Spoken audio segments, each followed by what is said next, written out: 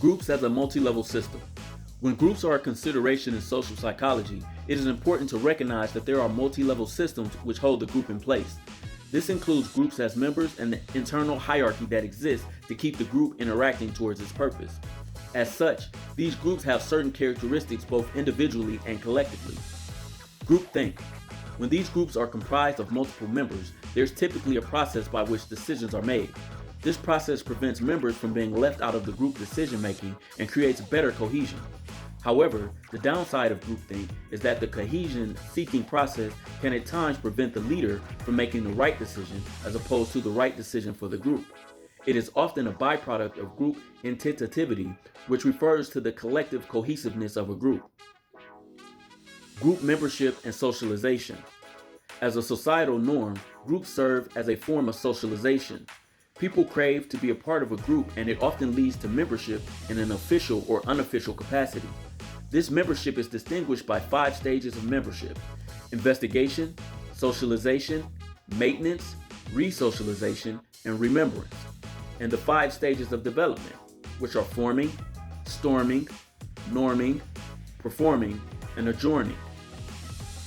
Stages of membership. The investigation stage is marked by the groups looking for prospective members, or members looking for groups to fulfill their socialization needs for group activity.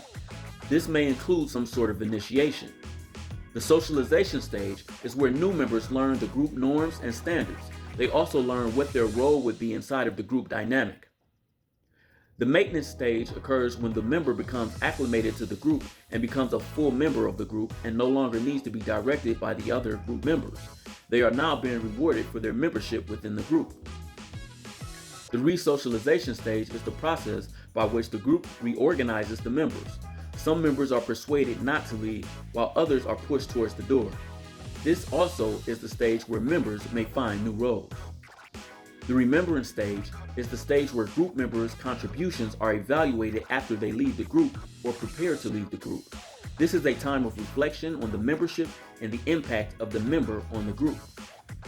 Stages of development. Forming stage is where group members become acquainted with each other and learn how to coexist among each other with a shared identity. Storming stage is marked by challenges in the group structure. People have become familiar with each other and attempt to carve out influence and compete for specific roles. This may lead to conflict and disagreements in a poorly structured group. Norming stage is comprised of group members coming to agreements with roles and goal setting and is now ready to act on the individual and group ambitions. Performing stage consists of group members working towards the goals that were set in the previous stage, and efforts are no longer about structure. Group efforts exist to control the atmosphere and maintain cohesion. Adjourning stage is represented by the exit of the group members and reflection upon accomplishments, failures, and memories of the group's interactions. Role transitions. As a result of the evaluation processes, members transition roles in a group. To move from one stage to the next in the stages of development or the stages of membership, a role transition is required. Expectation space theory. Throughout the process of the stages of membership and development, a hierarchy develops within the groups. In this hierarchy, which may be independent of the titles or roles held officially within the group, some members become more influential and others become less influential. This may be due to individual characteristics, innate abilities, personality, seniority, previous successes, and other individual traits. Theoretical framework of performance. The theoretical framework of performance consists of 5 elements that includes group members, group tasks, group processes, group output, and group context. Group members. Group members provide the resources needed to complete the project. The members contribute their knowledge, skills, abilities, time, and effort to complete the group task.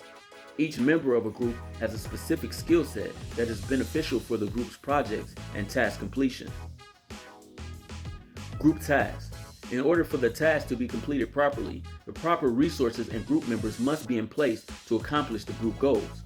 Group tasks are performed based on the potential performance. If the groups have the people and resources needed, the potential is higher, and if they do not have the people and resources, then the potential for performance is lower.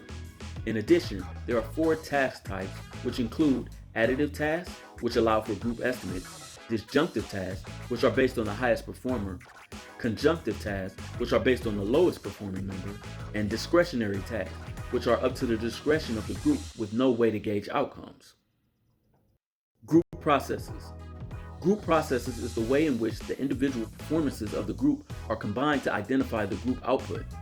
Group performances utilize the formula of actual performance equals potential performance minus process loss. This formula states that the potential performance is always higher than the actual performance, and group process can lead to process loss, limiting potential. Coordination loss, another factor in group processes, and states that if the members of a group cannot coordinate their efforts, then their potential is limited as opposed to process gains. Group output. Group output is determined by several factors that are used to measure the amount of production that is related to performance outcomes. These measures include performance dimensions, comparison standards, appropriate individual baseline, and integration. Group context. Group context is the physical and social environment of the group. The context is valuable because the context influences the group, and the environment must be managed by the group.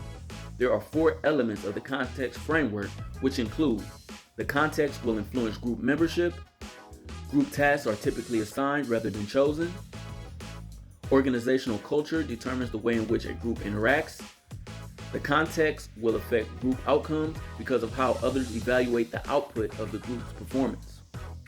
2 examples of group performance. Audience effects example. In the field of substance abuse counseling, audience effects is present in social facilitation.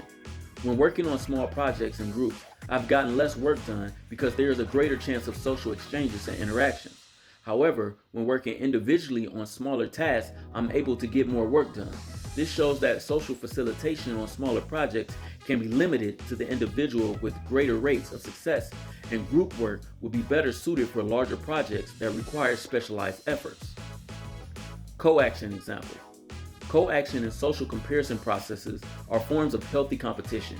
When completing individual counseling sessions at a rate of 3 a day, and a coworker is completing 4 a day and receiving encouraging reinforcement, it is possible that I would make an effort to reach 4 or 5 individual counseling sessions in a day. This would occur because I believe that I could achieve that goal. However, if I were completing 3 sessions in a day and my coworker was completing 9 sessions in a day, I would not feel that I could reasonably reach that milestone and would not make the effort.